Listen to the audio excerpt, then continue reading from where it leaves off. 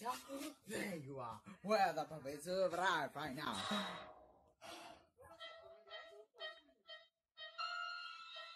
Marvelous. How marvelous. How perfect. They'll take it. They're mongrels. No spots. No spots at all. What horrible little white rats. But these spots will come to later. You're sure? Yes. All right. Put them in a bag. I'll take with me now. But they were just born. I can see that.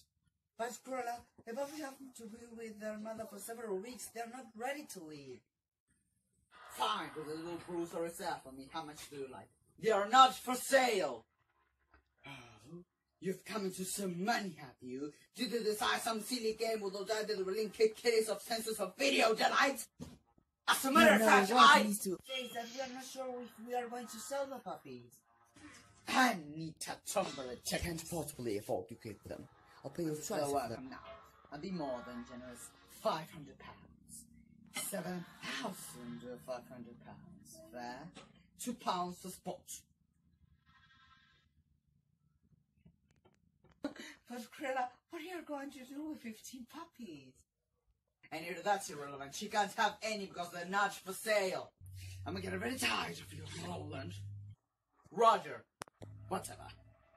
Take it.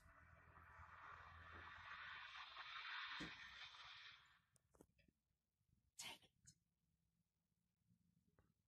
Take it! The puppies are not for sale. You're quite sure? Yes. All right. Keep the little beasts. Do what you like with them. Drown them for all I care. You're a fool, Anita. I no use for fools. You're sacked. You're finished. You never look in fashion again. I'm through with all of you. I'll get even. Just wait.